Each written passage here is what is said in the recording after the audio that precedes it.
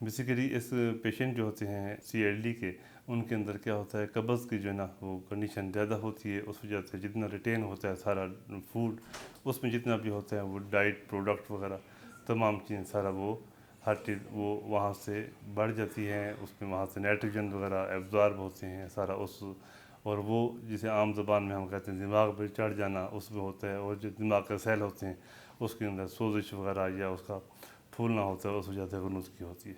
तो इसमें हम मेन जो चीज़ समझाते हैं पेशेंट को वो प्रोटीन इनटेक जो है ना, जो रिक्वायर्ड है वो लें, हाई प्रोटीन ना लें, ज़्यादा प्रोटीन ना लें।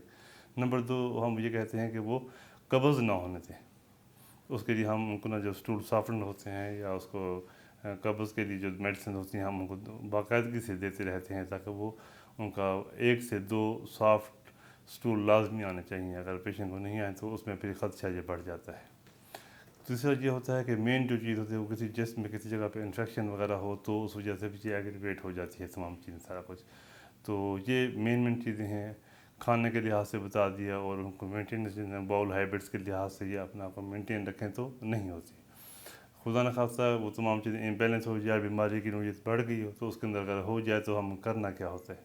उसमें इनिशियल हमारी पहली कोशिश ये होती है कि उसकी जितनी भी है ना उसको एनिमास दे के, जैसे हम लैक्टोज एनिमास कहते हैं, उस तमाम उसकी गट जितनी भी है वो सारी सारी वाश करते हैं, ताकि जितने भी रिटेन फूड है या स्टूल्स वगैरह वो हम आउट करें, उनसे जो मेन फोकस है या सोर्स है उनको उसको कम कर सकें। या बाद को ऐसा होता है कि इलेक्ट्रोलाइट इम्बैलेंस की वजह से होता है, अगर वो देखते हैं वो वजह बन रही है तो उसको हम करेक्ट करते हैं, वो उससे वो ठीक हो जाता है। तो इनकी इस नोयत के साथ साथ हमें फ़ौरन पेशेंट को यही आगाही देनी है कि पहली बात जो है कि खाने पीने के लिहाज से जो उनको बताया वो उस लिहाज से अपने आप को मेंटेन रखें ताकि ये नोयत ना आए। और जो दवाइयाँ देती हैं उनको उस लिहाज से वो इस्तेमाल करें बाकायदगी से। कहीं पर कोई तब्दीली आती है तो फ़ौरन अपने कंसर्निंग जो भी गैस्ट्रोएंटरोलॉजिस्ट हैं उनसे आप कंसल्ट करें। बाज़ औक़ात पेशेंट क्या करते हैं कि उनका फॉलो अप पूरा होता है और वो कंडीशन वगैरह बढ़ जाती है, तो काफ़ी एक्सट्रीम कंडीशन में कॉम्प्लिकेशन में वो आकर दोबारा प्रेजेंट होते हैं। तो कोई भी अलामात चेंज होती हैं तो फ़ौरन ये है कि उनको आप फॉलो अप करें।